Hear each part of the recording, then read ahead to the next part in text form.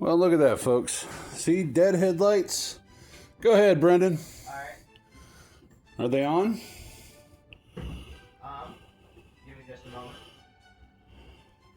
There, now they're on. One headlight.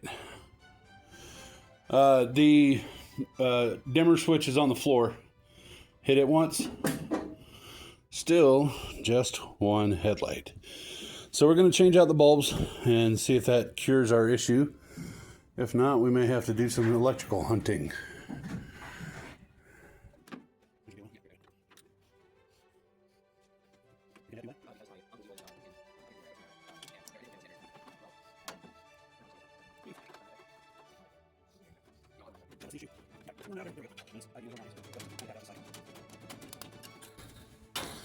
There we go. Look at all the hammer marks in that. That's from Scott from Heaven's Mopars. Here we go. Okay. Damn good job. So, ladies and gentlemen, you can probably hear my helper here. This is Brendan. Hello, everybody. He is starting his own YouTube channel with his buddy. Their channel is going to be called Hands On Horsepower. So, please go over there and subscribe. And they're looking to maybe get into the no-name community as well. Brendan, since you are quite a bit more flexible than I am, do you think you can get in there that headlight? I can get out of your way if you need me to. Yeah, do I need to pop these screws out on the outside? There's a bezel within a bezel on this. That's so. kind of what I thought. Need me out of the way? It would help, yes. Okay. I'll worm my way backward.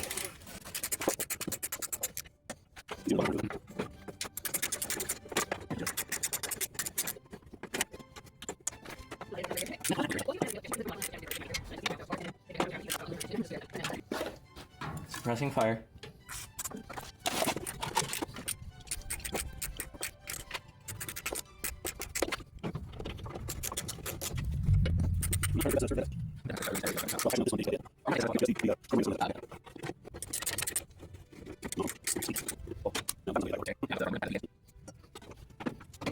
Were these things parts bin cars? No, not really. A lot of original parts on these. The early A's and the, as I understand it, the early A's and the Slant 6 were kind of born together. Ah, okay.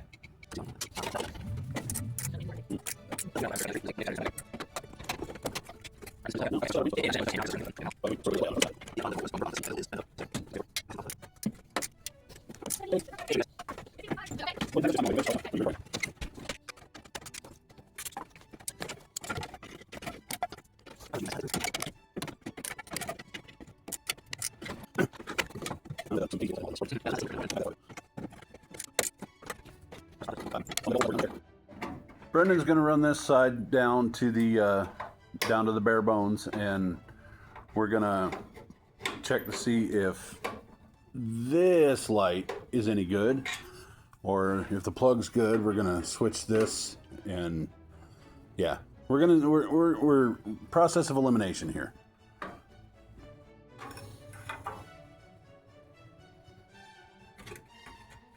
Am I hearing filament rattle off of that already?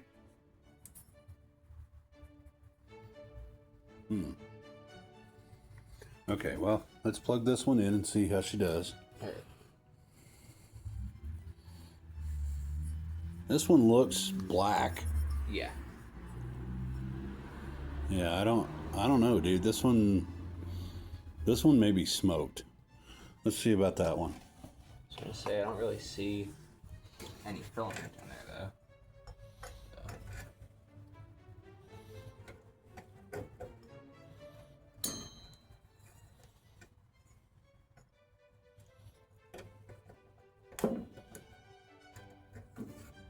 Get it plugged in? Yeah. All right. Well, hit that switch. Alright, I think I have to hit the high beams off real quick.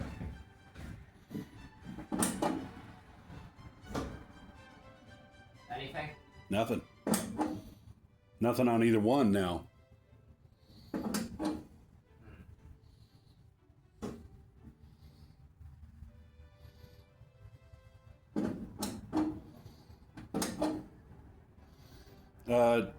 Turn the key over to the on position. Whoa! Hey!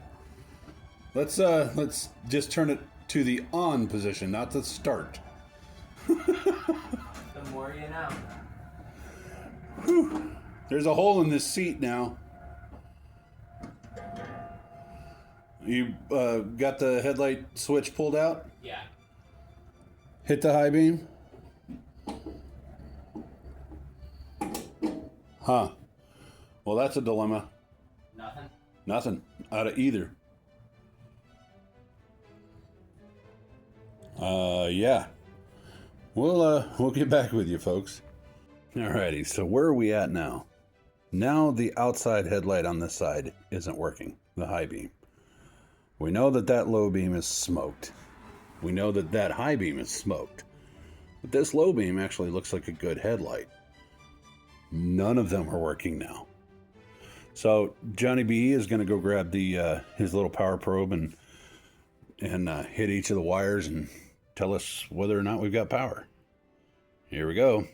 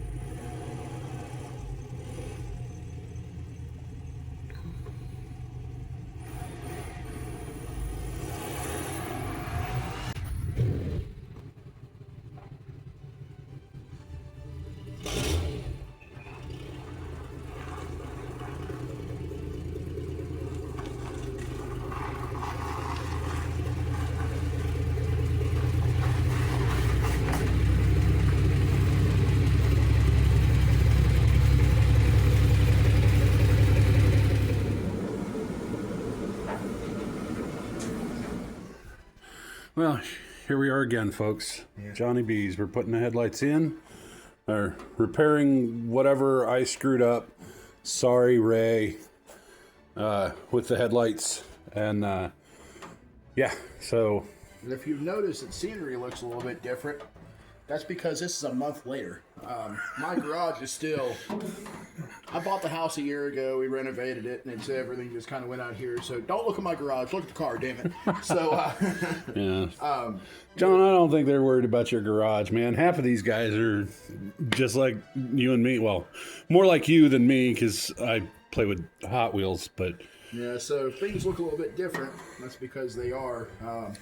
So we started on this, and it was painfully obvious we weren't going to come to a solution that night. And Lydia needed the water pump put on her, so we started on that, and that turned out to be a couple day debacle of working on that. And then put the link up in here somewhere. Yeah, go check that video out. That's actually a good one. There's clips of John Jr. in there, and you talking about Brandon? yeah, John Jr. in there. That's what he calls himself. But fighting with a wheel. So today we're going to continue on with repairing the wire in here and have a little fun and some tech tips. We might even learn something. So the automotive repair facility that I work at, I'm the shop foreman, and I do all the electrical repairs. This is kind of the wheelhouse of what I do. Only it's a whole lot easier because I'm used to working on the mechanized Tupperware bowls we call cars anymore. They have thousands of wires, and this is going to be a treat, really. But have you ever seen Sin City? Marv has a beautiful way of putting what modern cars look like today. Yeah, they're appliances. Electric shavers. Yeah, I mean, they're just appliances that go down the road. And listen, I love working on this old iron, but I drive a newer car because the fact of the matter is we have to get to where we're going. But this is the stuff that we do to pay ourselves back for the things we do, to do the things we got to do. But right. What we're going to be doing today is one headlight works, and I don't care what the wallflowers say, or whatever that band was called. Yeah, it was wallflowers. Yeah, you can't drive with one headlight. I mean, maybe a little bit, but what we're going to be doing, because we have one headlight works, we don't have any voltage going to the other one, so we repaired it ground previously, but over here we don't have any voltage, or as though what it seems. So what we're going to do is do some wiring repair and hang some headlights and figure out what we have and what we don't have, what we got to repair. We got solder and soldering iron and wire and stuff, so there should be some fun. So little tips and tricks, things that I do in my professional life and things you don't want to do. Just kind of if you got to get into wiring is always one of those things that people are always so nervous about, and it's daunting, but when you really figure out, how to repair wiring, and most commonly soldering, people are really, at least from what I've seen with techs in the business, they always are really nervous about soldering. It's really not that hard once you learn how to do it. Most people use stuff like this. And these are butt connectors. Sorry about the poor lighting. My garage is kind of a cave. I can fix that. Hang on just a second. But they use things called like this. These are called butt connectors. It's where you put the two wires and you crimp them. And a lot of people use these for a temporary fix. They work okay, but you don't want to use these. And I'll tell you why. These things, let me see if I can open these things up without spilling. Spraying them all over They're an open barrel, and they have a crimp in there. But if you look, you put your wire in there, you crimp it down, and they're exposed to the elements. They make those ones that have the heat shrink on the outside of them. I still don't like them. They're just, there's a place for everything. If I'm wiring up a stereo, something I need to get by with for a little while, I'll use these inside the car. But under the hood, where this is exposed to elements and stuff, you just don't want to use these because they're going to fail. It's not a matter of if, it's a matter of when. You're gonna have to go back through and figure out where that's at, and they can short. I don't like them. Like I said, there's a time and place for everything. But I'm gonna show you guys here in a little while a wire repair you can do that I would dare say is way better than this, and I've used it in a pinch before. These things, I just don't like them, and I don't use them professionally just simply because, to me, on my cars, I've used them before, but to me, if somebody brings their car into the facility that I work at and they're paying for a professional job, I just don't feel like that's a professional wiring repair, and I want them to get their money's worth. Right. If people bring their cars into where I work at and they pay for a wire repair, we have a lot of really devious squirrels around here. They chew up a lot of wires, and I repair a lot of wiring. I just don't feel like that's a professional job. So on my stuff, yeah, I mean, if you're in a pinch, I don't think that's something you can do, that you should do for a long-term repair. So I'm going to show you guys, in case you don't know, and a lot of you probably do. I mean, you've been doing this for a long time. You probably know how to solder. But if you don't, this is like the beginner's guide to wire repair and wiring, because on old iron like this, it's inevitable. You're going to have to fix wires. You're going to have to do things. You're going to have to repair wiring as part of a process of taking something like this that's been sitting in the woods, covered with leaves. Rats are going to get in there and make nests. You see it all the time, and they're going to chew wires. They love wiring. There's something about, they have a soy coating in the wire, the insulation of the wire. They love it. So they're going to chew stuff up. They're going to gnaw on stuff, and you're going to have to fix wiring. And this is a one and done thing. You can fix wiring one time, never have to revisit it. So with no further ado, I'm going to shut up and actually work on something. So we're going to turn the headlights on, and we're going to start with some circuit testing and just see what we have, what we don't have, as far as where do we have voltage at, where do we not have voltage at, where we losing stuff at, so we know what we have to fix. Because that's the first thing you have to determine is, what do we have to fix? Because right. What's actually broken? Yeah. It only needs what it needs. So if we have one broken wire that fixes everything, there's no need to rewire a whole circuit. Like I said, it only needs what it needs. So I'm going to go turn the headlights on, and I have this nifty tool here. You can do this with a test light. A regular $10 test light from Harbor Freight will do exactly what this is doing. This is called a power probe. This is a test light. It's kind of like a fully automatic test light versus a semi-automatic. This is like the assault test light. With this thing, it's really neat because you have a gauge here that shows you what your battery voltage is, and I've had this one for a long time. But you can apply voltage, you can apply ground, you can test those things, you can apply ground and power to test certain components. They're just, this tool is invaluable. If you do this for a living and you don't have one, they're not that expensive. Altel makes a variant that is exactly like this. It's just like, I picked one up not long ago because this one's getting kind of dodgy and it was time to upgrade it. Picked it up for $100. These things cost you $250 for the kit that has all your connectors and stuff in it. These things are great. If you have to diagnose wiring and you're trying to fix things, they're great. Especially on old stuff like this where you don't have computer controls. On newer cars, you got to be careful because you back probe the wrong thing, you buy a computer. Have our headlights on now. So switch is on. We're going to come over here. Oh. And Now, does the key need to be on for this one? no. So Okay, these well, are, in some modern cars they do. That's why I'm trying to reach out to the folks out there. so you see this connector here? This is called a guillotine connector, and I'm guilty of this. This is me. This is another connector that you don't want to use. They have a piece of metal in there that comes down. They're called a guillotine because the piece of metal actually goes down and pierces two wires. And the night we were trying to get Foggy's car running, we were just trying to get headlights, so I rigged up this quick ground wire on here. We're going to fix this the right way. But what we're looking for here is we have kind of power there. That's kind of, sorta. Kind of, sort of. Then over here, we have a really good solid ground. So, well, when I can get in there.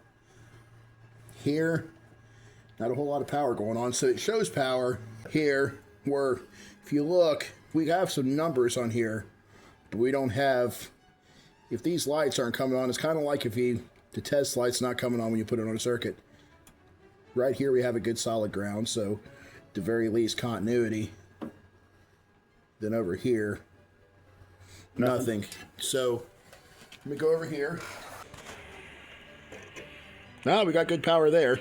Well, why was that light off? Oh, it could have burned out, right? Yeah, it was probably a burned out bulb. Okay.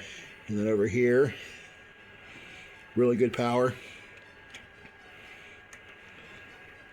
And then ground. So we have continuity here. And if you look, the way this is made, they kind of use this as a junction to go over to the other side. So they run wire. They run one wire. These things are kind of ran in Circuit. yeah, well, in series it's a circuit, but you know they just branch off of this one and run.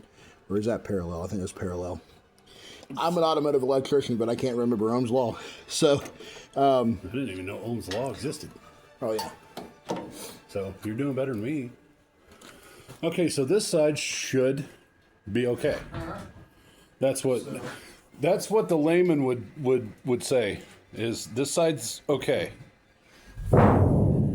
Easy now. Gonna turn. I hit the high beam. Okay, so we have there. Yeah. Yeah, that's Now we still have really power. well. So, yeah, we have power here. So that's our low beams. So we know this is power for our low beams. That'll be, one of these will be for our high beams. I'm assuming this one's this is red wire. And that comes out of there. I don't know how Ray hooked them up. I think the high beams are on the inside, aren't they? Well, yeah, they are. But I'm trying to figure out what pins what. Yeah, we got power there now.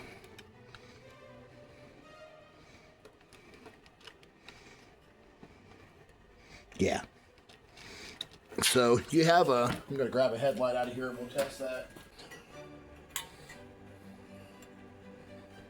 Yeah, there's not a lot of continuity through this. So I think this one is smoking it. Okay. Yeah, that was no good. Now these would be the high beams because of the extra plug on it, right? Yeah, so this car should have a headlight and then a marker there, or is it two headlights? It's two headlights. It's two headlights.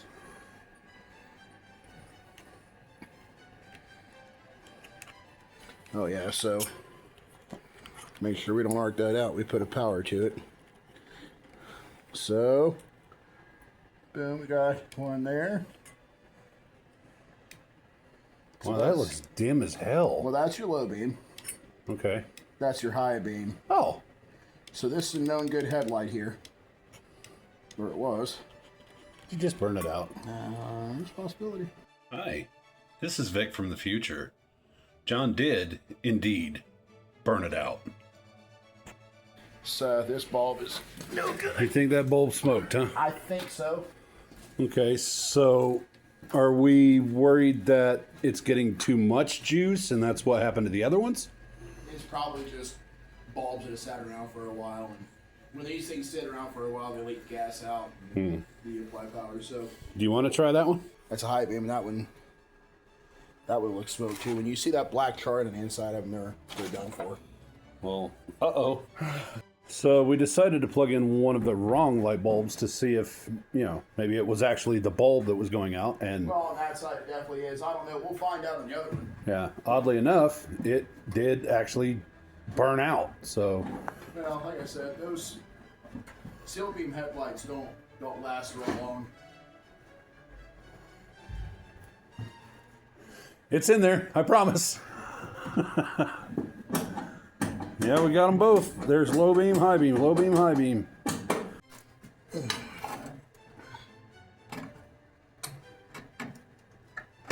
Okay. Well, this might be underwhelming. We can still show some soldering stuff. I think that we're good. No, dude, we're good. I promise. This is awesome. Don't fall. Please don't fall. Stay. Stay.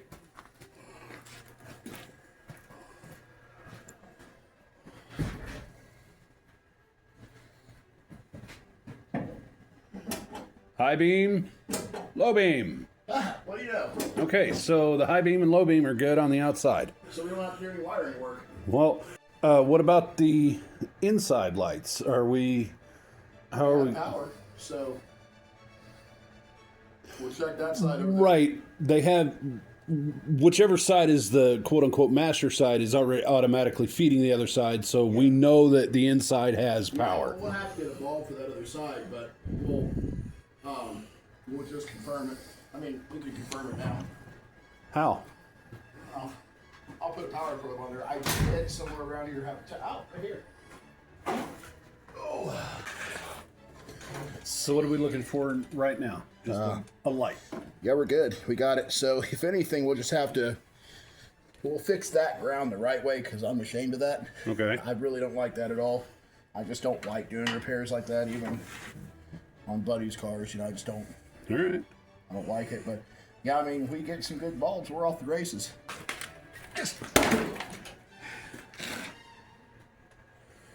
John's crashing out. Jeez.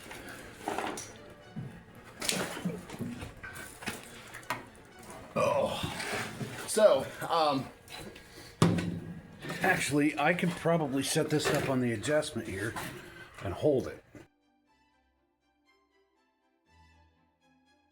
alrighty. So, you see a lot of tools here that they look fancy and they're a little more expensive than what you normally see. But when I say I don't want to insult anybody, but I typically will use at home I'll use like a little pencil style soldering iron or something. But if you guys have never seen one of these, this is the Milwaukee M12, and it's not sponsored. We're not sponsored by anybody, but this is a Milwaukee M12 cordless soldering iron.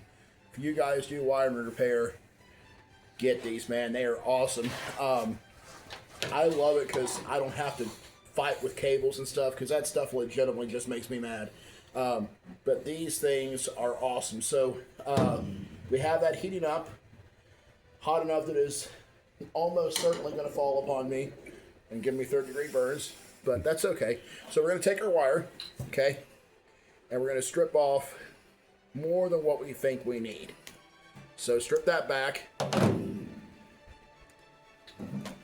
and I'm going to do the same thing. Try to get them as even as possible, because it does help. Twist your ends.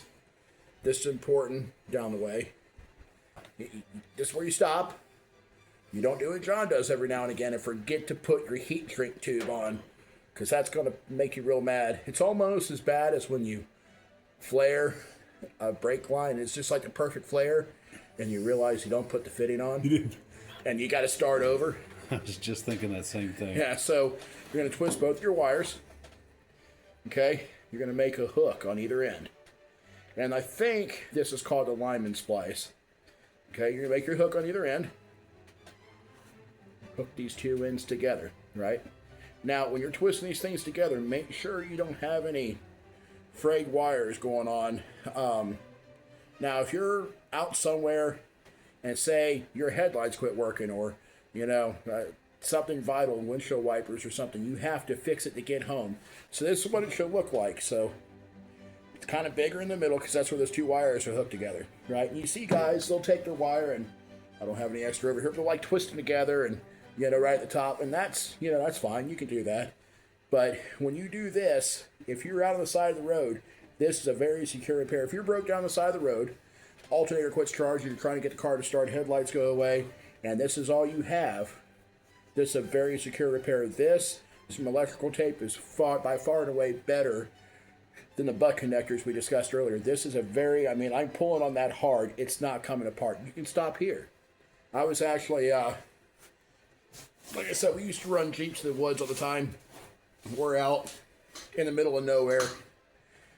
It's the wee hours in the morning, and we're going through this mud hole, and belt on the Jeep that I was in got all covered with mud and stuff. It started slipping, belt frayed, and just started flying around everywhere. And cut some wires, I can't exactly remember what, on the front of the Jeep. So to get home, I had to fix the wires. And I twisted wires together like this. Didn't have any electrical tape, because who thinks about that? We had a cooler full of beer. We didn't have any electrical tape, so I was able to put the wires together, and I had a piece of vacuum hose inside the car, inside the Jeep.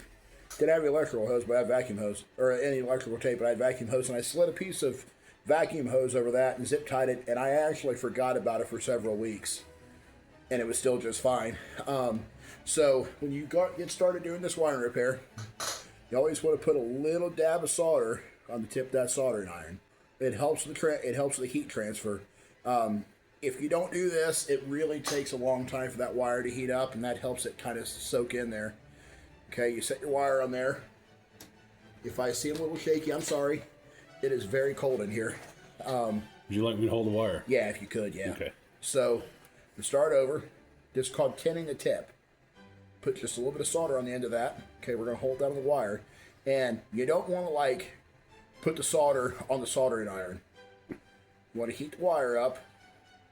And then once the wire is hot enough, it'll take a minute right now, because like I said, it's about 20 degrees in this garage right now.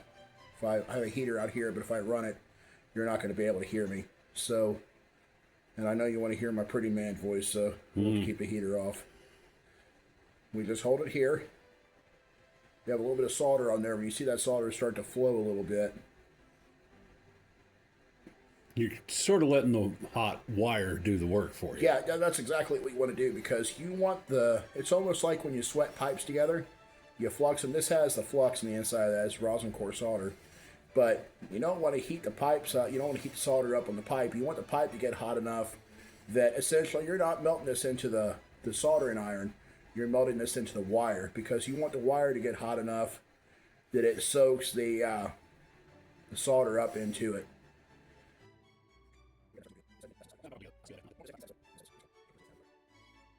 Okay, now you see the wire is starting to get hot enough. We're touching that solder to it, and that wire is almost sucking the solder in. Okay.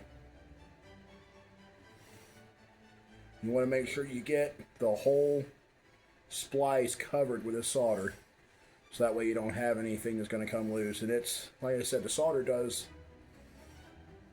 wire does the work, not the soldering iron. You see, if I touch that there, it's just flowing into that splice, right?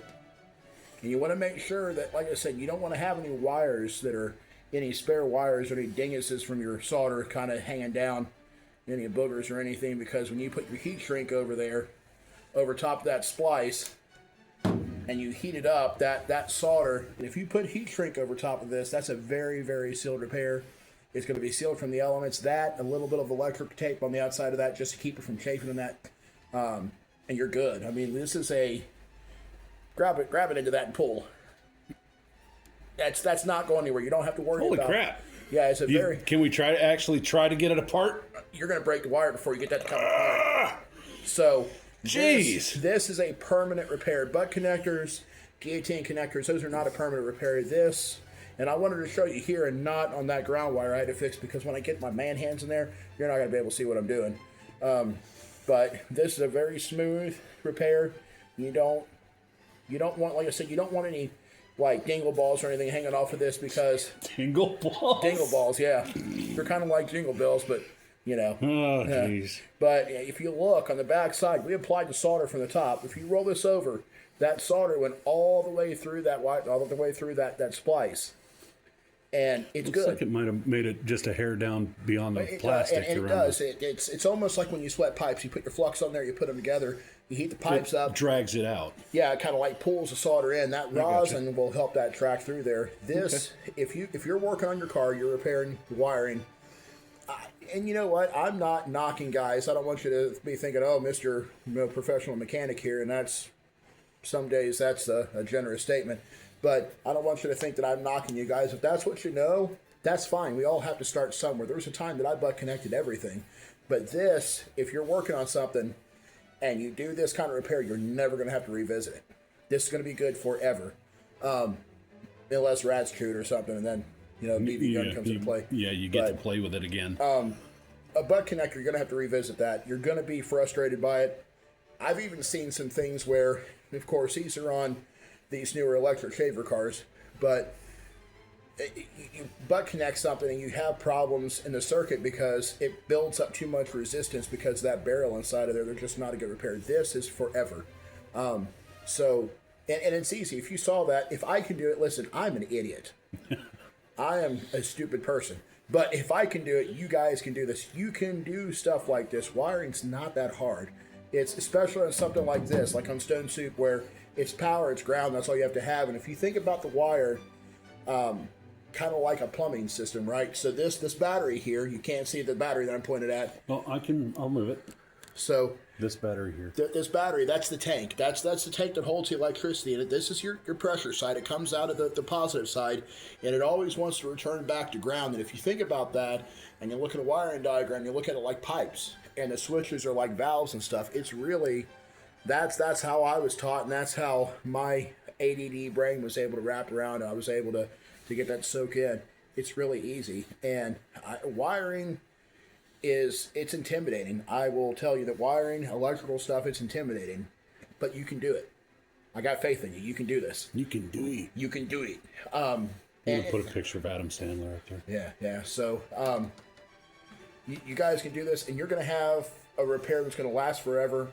You're going to be really happy with how it comes out, and it's a sense of pride that a lot of guys, when it comes to the electrical stuff, they send it out, and when you come to replacing, like, total harnesses, that's a little bit more daunting. So we've kind of reached an impasse here, folks. Johnny B is going to run up to AZ and get some zip ties. We're going to get creative.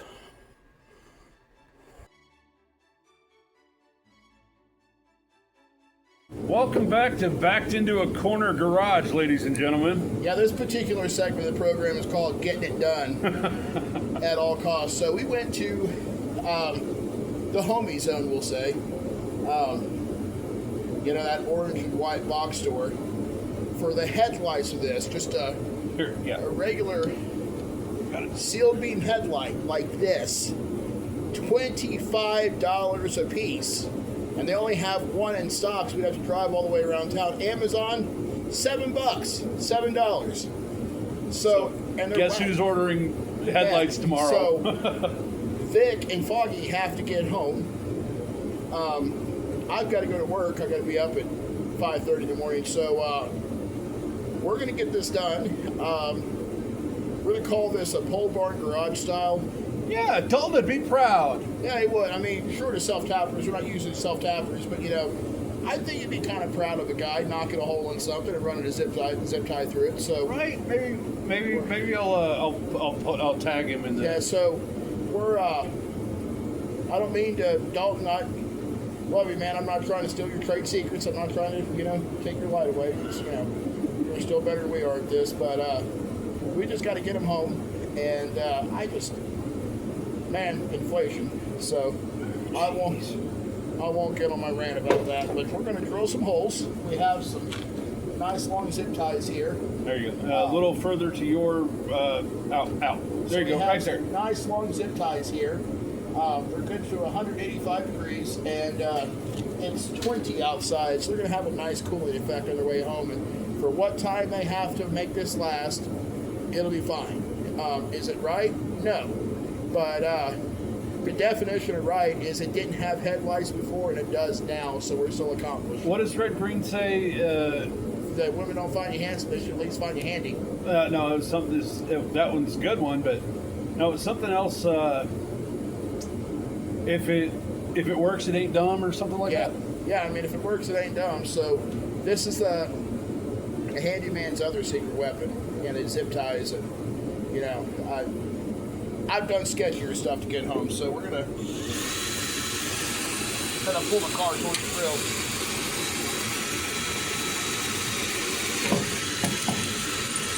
There's no way it went through that quick. Well, it's got, you know, this metal's been debrided a little bit from time, so you know. Yeah, it's 64 years old. I don't think it's a testament to these wonderful Harbor Freight drill bits we have. And I'm sorry about the background noise, guys. Like I said, it's 20, so you might hear my torpedo heater run in the back, but I've been cold all day, and I don't want to be cold anymore, so we fired up some heat. You might have to Auger it out a bit. Yeah, because heaven forbid we go inside where I have the rest of the drill bits. I can grab a bigger one. That's crazy talk. Yeah. So,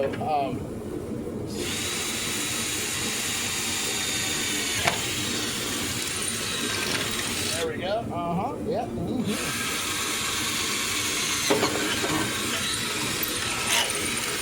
That is insane how that just pops through. And this drill, it says Craftsman on it, so you know how old it is. I bought this at a church runner sale a few years ago for $10, and it's been one of the best drills I've had. I have DeWalt's and Milwaukee's and all that good stuff. I grabbed this. I don't know. I just love this thing. It's, you know, It's possible to kill. Well, yeah. I mean, it is. I mean, it's big. It's kind of like me. It's big and awkward, but it works really well. So we're just going to keep using it. So. So what are you thinking, like a fishnet kind of thing, crosshatch? Yeah, go this like way, that. go that way? Yeah, we'll figure something out. I mean, it ain't going nowhere. So we're going to go ahead and get our zip ties started in the back. We might have to use the old double. Yeah, probably will. We're gonna Double them up? Yeah, that's okay. That's why I got extras. And yes, I have to take a notch out of my man card because I was out of long zip ties in my garage, so I got extras to fix that problem. Dude, you're on a channel where a guy plays with Hot Wheels. You're okay. Well, I mean that's the other channel, but they all know it's me. Yeah, they all know your secrets. Here, look at that. I drilled that hole so perfect, my initials should be CNC. Aha!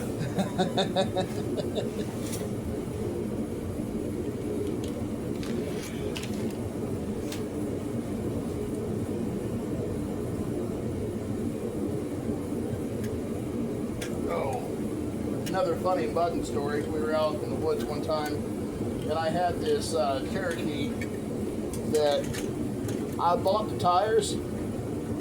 And I lifted the Jeep, but I might have gone a little crazy with the tire size, so we had to trim the fenders out because, you know, going to smaller tires, I mean, I lived in Kentucky at the time, and no self-respecting man goes to smaller tires to be practical, so we trimmed the fenders out, so we had to, there wasn't a whole lot holding the fenders on the bottom. We went through this massive mud hole one night, and it packed so much mud inside the fenders that it blew them apart at the bottom, so we had to zip tie the fenders back on the Jeep so they didn't come off on the way home. So, like I said, oh, we just ran out of diesel fuel. I've got more over there, but I'll pour some in another time. I don't want to be smelling like diesel fuel.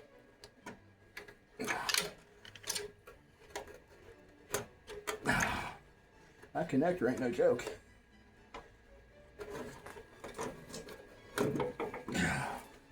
All right. You want to try it before we lock it down? Yeah, might as well. I'll go over there and turn them on.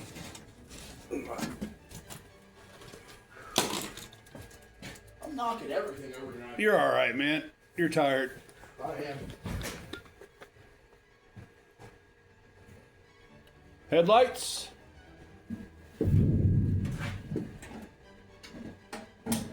Low beam, high beam. Low beam, high beam. That is a beautiful thing. Yes, sir. They are indeed headlights. Let's see if you got tails.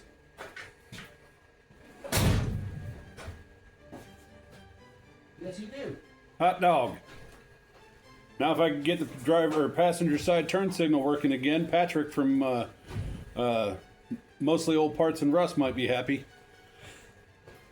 He did most of the wiring on the car. He got the interior light working, dude. That's crazy. Yeah. It's little things like that you look at and you see like an interior light work, and that's the thing that makes me love an old car is when, you know, stuff like that works, you know?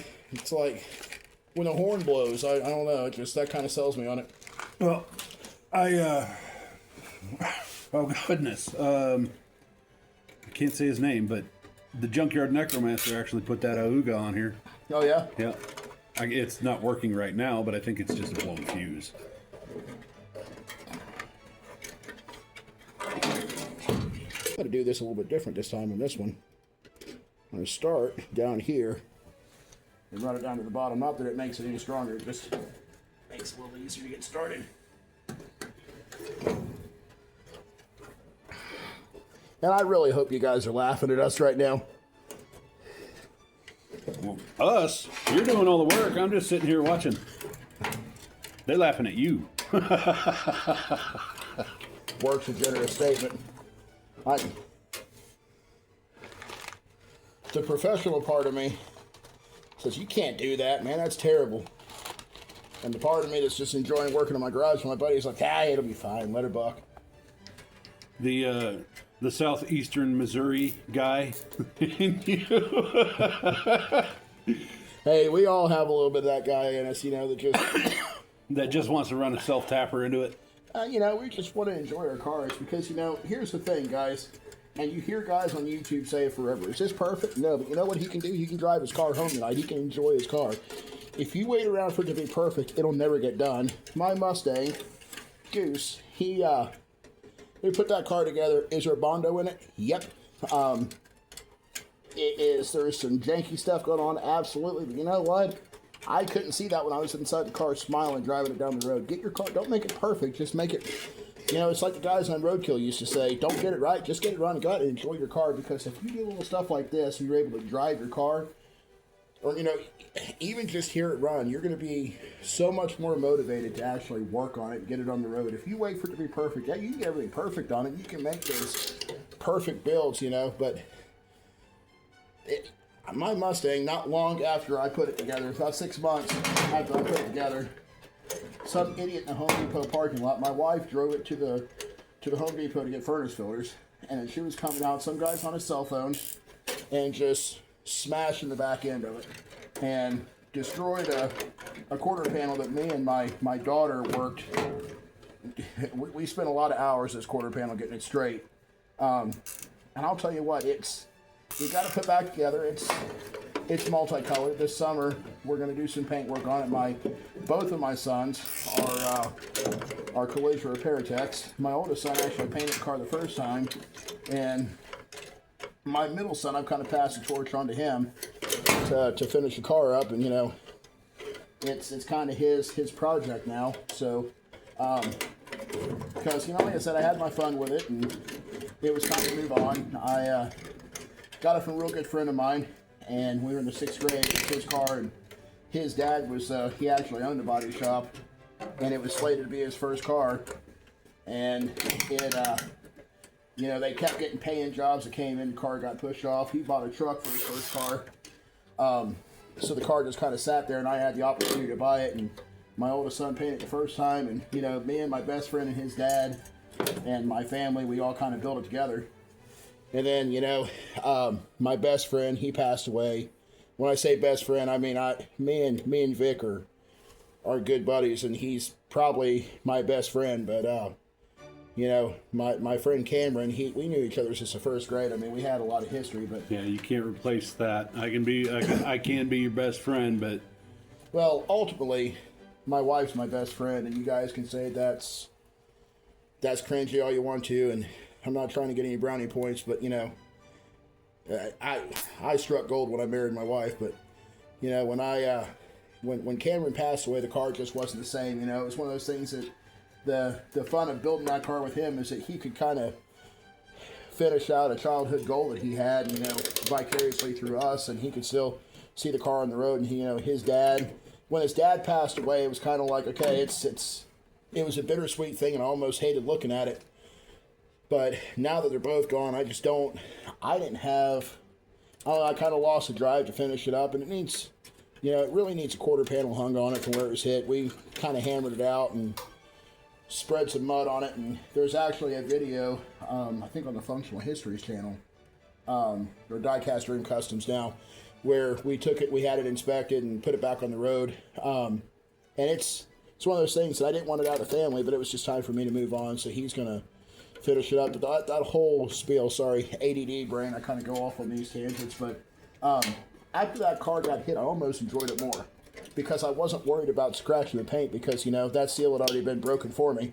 So it was kind of like, go out and enjoy the car. yeah, that's a valid point. The car still ran great, just didn't look pretty. It still runs the best. I mean, it arguably runs too good for an 18-year-old to be driving around. But you know what? He's got skin in the game. He's gonna enjoy that car and respect it more than what most people do because he's got skin in the game on it. It's not just something he drives to work. He's got skin in the game, and when you have that, they're going to be a little bit more responsible with it.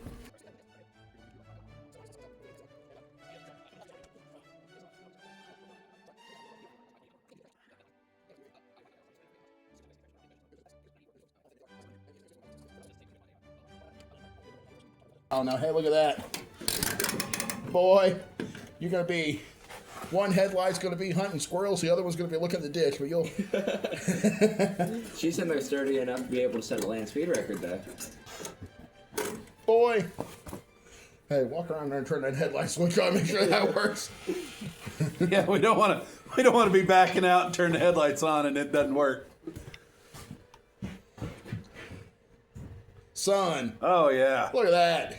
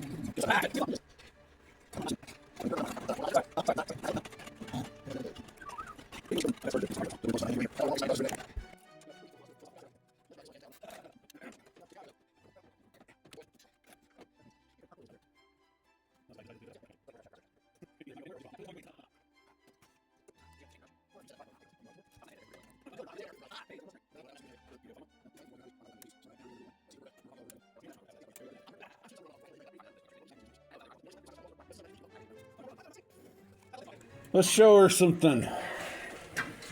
Pull the headlights. Boy, that shines like a diamond in a goat's butt. What? That one.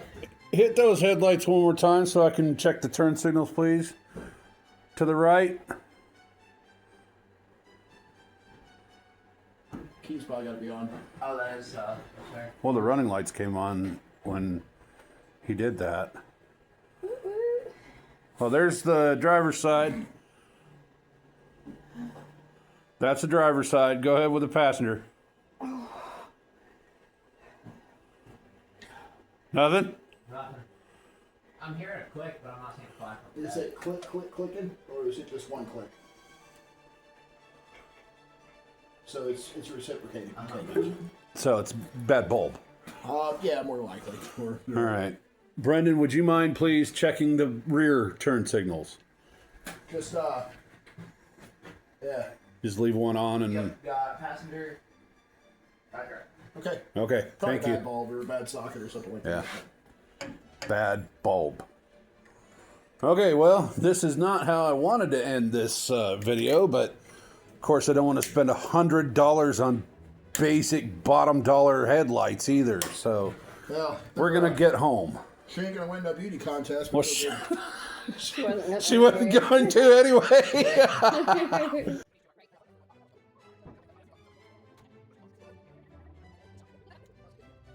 Alrighty. okay, this needs to this stuff is inside. So, Johnny B, are we calling this one good for now? I'm not calling it good, but I'm calling it good enough. Good enough. Okay. Well, ladies and gentlemen, there you go. We have headlights, and I have a lot of editing to do, but John said a lot of words in this one. it's all right. Like I said, I think I'm going to keep it all. It's just going to be like Conversation Street at the end. I might even do a Grand Tour homage. Yeah. So, anyway, from us to you guys, be safe, have fun, and get back on the road. That's right. Be safe and remember, safety's third behind awesomeness and productivity. Yes. Alrighty. Have a good night, folks. Where did that go? It's on the floor. I knew that. I was seeing if you were paying attention. Don't worry, I can fix stuff in the edit. Dodgers are dumb as hell. You're about to enter a community of a lot of Dodge folks. Don't say that too Yeah. loud. Huh? I said that one. Yeah, I didn't know what you were pointing at. I'm standing. I'm not pointing. Not pointing at that. Can I video you? Yeah, absolutely. Okay.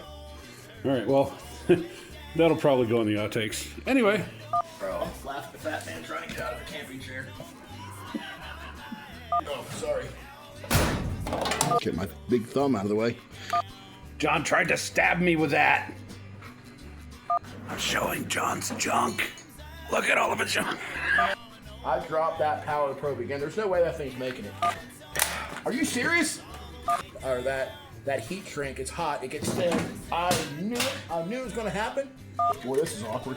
I'm trying to baptize a cat. Have you noticed the white zip ties just seem to be way more brittle than what the black ones are?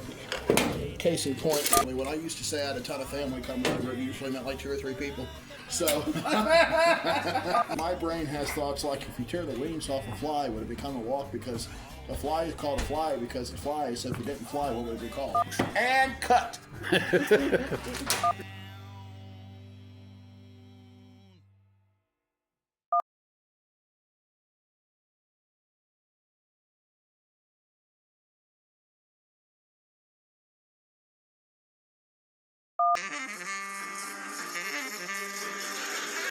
Ask John how he knows.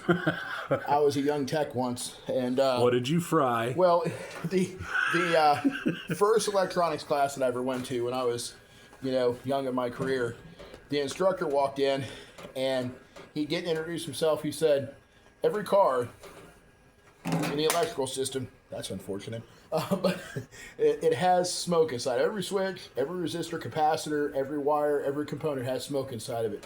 Your job is to not let the smoke out. So about 3 weeks after this, I get my first Power Pro. Back when they didn't have the LCD screen, there was just a red and a green light and the switches. And I'm working on a Buick Rendezvous, one of the worst cars ever. And GMs of that vintage, early OBD2, up to mid 2000s, they had a problem where they wouldn't turn on the cooling fans. So your coolant temp sensor is doing what it's supposed to do, but the driver inside the ECM for the cooling fans wouldn't close the relay. It didn't have that command for the relay to close the coil to send power where it needed to go. So I'm power probing around, and I decide that I'm going to back probe one of the wires in the coolant temp sensor to see if I can make it close, and the car dies. And I said some 4-letter words.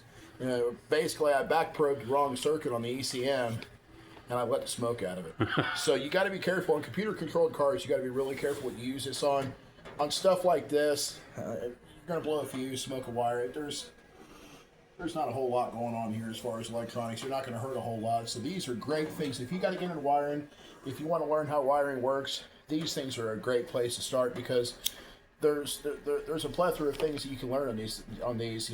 As far as how to repair wiring, how to run wiring, how to solder stuff. There's 20 wires this whole car. Yeah, something like that. Clementine there's been some monkeying about on it. There's some wiring repairs, and I'm looking at them scratching my head like, oh, that's cool. So I'm on the fence of do I build a wiring harness for it because it's not a whole lot going on in that car, even less than this one in a 72 Beetle. So do I build a harness or do I buy one? And those painless harnesses, they're not, if Painless sees this, if that's even a thing anymore, fight me. They're not as good as what they used to be. There was a time when Painless harnesses were great, and they're not that great anymore. They're not, they're not so user friendly, but you'll have an immense sense of pride knowing that you did this yourself. And it's, like I said, it's not that hard, but yeah, we're going to go and get some headlights for this. Go down to the homie zone, get some headlights, and see if we can't get this thing shiny. Well, Hell yeah. Well, shiny is relative. beauty's in the eye of the beholder. Hey, I don't know if you remember the videos with Jamie, but if I remember right, this hood was bent in half. Yeah. So That's pretty impressive. Speaking of Jamie, okay, John is a useless book of knowledge, and me and Vic were talking about this over dinner tonight. Every time I hear the Turtle song he wrote about this car, I think about something. So back in the Mercury astronaut days, I'm a nerd. Okay, just to get this out there, I'm a NASA nerd. If you saw my office, it is like Harry Potter and NASA memorabilia, and I know all these facts, like the serial number of the oxygen tank 2 that exploded on the Apollo 13 mission. And I'm not going to bore you guys with that. who were the 3 astronauts that were killed on the Apollo 1? Ed White, Gus Grissom, Ed White, and Roger Chaffee that were killed on Apollo 1. Apollo 13 is when they did the oxygen stir, the tank shorted on the inside and exploded. Right. That's the Jim Lovell. Yeah, Okay. Lovell's mission. Yeah, when they were supposed to be flying to the Frommer Islands, and they instead got to lifeboat it and went back to Earth. But That is the extent of my knowledge about NASA, by the way. Just thought I'd share. So, but there was this thing that would do. The original Mercury astronauts, the Mercury 7, they would walk into a bar, and if an astronaut walked up to you, and they would do this to the newer guys as they came in, but there was a bar called the Singing Wheel that they would all go to that's right there in Titusville, Florida. It's actually my wife's family. It's not far from there, and I've driven past it and, fangirled because, that's where the astronauts were at. They would walk up to each other, and they would say, "Are you a turtle?" And if the person that was presented with that question didn't respond with "You bet your ass I am," they had to buy a round for the bar. So when Roger Chaffee was on for Mercury 8, he's the launch pad. Deke Slayton's in. He's on the Capcom, and he calls to Wally Schirra while he's on the launch pad and says, "Are you a turtle today?" And they cut audio because this is a public feed going out. And, they're astronauts, supposed to be civilized people. So they cut the feed and they went out to he answered back. And he said, "You bet your ass I am." So every time I hear, if I was a turtle and you were a turtle, I'm thinking, "You bet your ass I am." So, because that's how my ADD brain works. But I'm sorry, you guys. No, dude. I figure all these stories, all these little nooks and crannies that we get between you and I, and even your, like, that particular one, probably put it all at the end just so that people can enjoy, some history and fun. Yeah. So also, guys, Mrs. Johnny B will say she watches the videos also that pretend to be a car guy and the functional histories. Everybody take a minute and thank Mrs. Johnny B for putting up with me and Vic because she fed us quite well tonight. We're 2 fat guys, and she lets us play out in the garage. And if you guys have a good wife, take care of them. that's important. Me and Mrs. Johnny B, in a couple weeks, are taking, for the second time in our 20 years of marriage, we're taking off to Pigeon Forge. Or our daughter's going to be in Pigeon Forge, so we're going to Bowling Green, Kentucky, to the National Corvette Museum. Yes. Yes. So make sure you take this stuff. Is fun. I love this stuff. I live and breathe to see old iron come back to life, but my job as a husband and father and my relationship with God is way more important than that. So make sure you're taking care of the important things first, and then, you know, we often, and I do it too, we often neglect our wives to come and pursue our you know, our car passions and stuff, and our automotive ADHD in the garage. Make sure you're taking time for your wife. This stuff is great. Our wives are more important. If you have a good wife, take care of her and make sure she knows you appreciate her. It doesn't make you less of a man. May get you some brownie points, and, you know, she may not complain as much about that car part you have to buy. That, you know, you have to have that 750 Dominator to make the car run. Right. You really need that elephant. Yeah. Dating stories. I just, a few minutes ago, I went down to the homie zone to get zip ties, and I had to put gas in my electric razor car, you know, my appliance that I drive to work and back every day. So I thought, well, I'm already out. I might as well do that now so I don't do it in the morning. I'm going down, you know, one of the main thoroughfare roads here through town, and I thought I saw something, and it turns out it's a guy. I think, I mean, who could be sure anymore, but there's this person, this individual, standing in the middle of the road, just standing in the median of the road, and just talking. I don't know if it's on a cell phone or to himself. I'm guessing that. Probably one of those Crystal Methodists. So Crystal Methodists. Are you saying he might have been methed up? He was a native Mexican American. yeah. So things you see in the world anymore. I'm not going to go on the rant. I'm not going to do it. I've already gone on a few tonight, but man, I just miss the America that we grew up in. That's all I'm going to say. Is I miss the America we grew up in. Yeah. So, you know. All right. Gen X forever, baby. I realize you're a year out of Gen X, but, you know. No. See, here's the thing. I can drive a car with 3 pedals. I can tell time Does that on... make me a Gen X? Huh? Does that No. make me a Gen X? No, you're raised by a Gen X. You're Okay. You're one of the few people that, you know, has half a brain anymore. But I'm saying half because... I was gonna say half is that's No, that's that's good. you're definitely Right down the middle. you're above the curve. I'd You're say above like the curve. 3/8 at most. So, On a good day. but you know, I can tell time on a watch that has hands on it. I can They write don't have cursive. hands. I was just about to say you can write in I cursive. can write cursive. You know, Nobody can read it, but I can write. I know what I was made, and you know, I don't have to like wonder what I am. I just go to the bathroom, look down, and I kind of answer that question for myself. I mean, I miss the America, and big news. I'm going to make this a YouTube announcement, but you know, my wife and I found out that we're going to be, my oldest son and his wife, they're expecting, so we're going to be grandparents. And you know, I just really am fearful of the America that my grandkids and their kids are going to grow up in, because we're so concerned about lines and labels and stuff, and we would just get back to being Americans. Yeah, people have become so damn concerned with what they are that they've forgotten who they are. Yeah.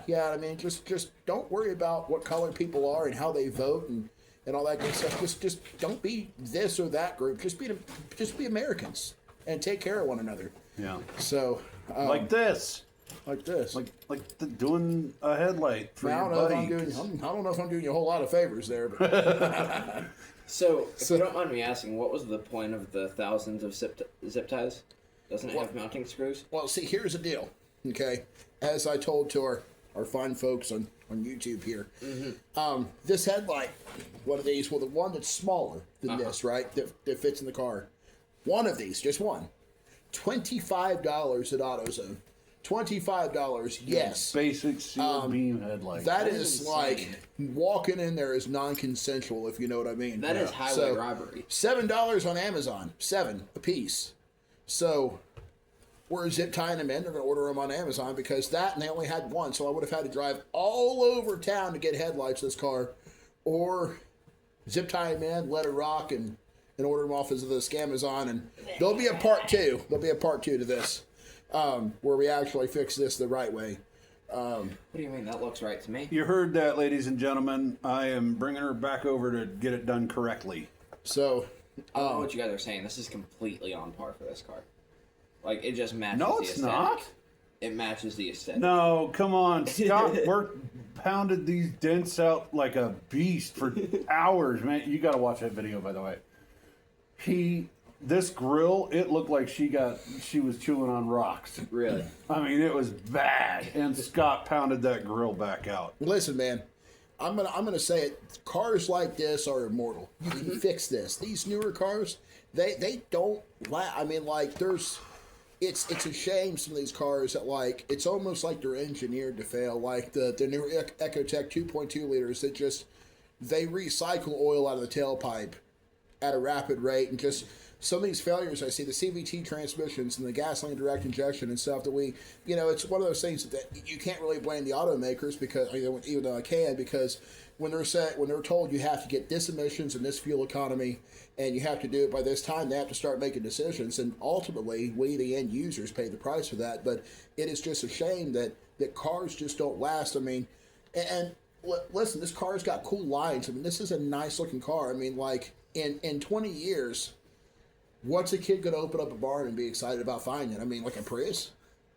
There's no cars that a kid's going to open up a garage at some point and say, look what I found, or open up a barn and find something in the barn. If you do, the electronics on them are so sensitive. If they sit for 30 years, they're not coming back to life. This thing, you sand the points, dump a little bit of gas down the throat, and it's going to light off and run. Well, you saw what Jamie did. I mean, he threw a battery in it, threw some oil in it. Beat the crap out of a carburetor with a hammer. Well, before that. Well, it deserved that. That carburetor deserved that. It deserved it. And turn the key. Well, turn here. I got to do the air quotes. Turned the key, and it fired right up. So, I don't know. I know I've been ranting a whole lot in this video, guys, and I'm sorry. It's all right, man. I think I'm gonna put all of the conversational stuff like at the end, so people can get to know you and hang out. Yeah. So, but the outtakes are still gonna be outtakes and then conversation. So this is our own little version of Conversation Street. Yeah. Hey, you know what? This is. I saw something the other day, and it said a garage is where broken cars come to get fixed, and sometimes broken people come to get fixed, because this is, to men of our generation, this is therapy. This is therapy because like this is how men de-stress, and we don't talk about our feelings a whole lot, but this is where we come to kind of like reconnect and decompress from the days and those long grueling hours at work, and taxes coming due, and don't even get me started on that. I'm not even going to go down that road, but it's broken things come to the garage to get fixed, and sometimes that's not just cars. This is how we kind of heal our souls a little bit from the battering this world puts on us.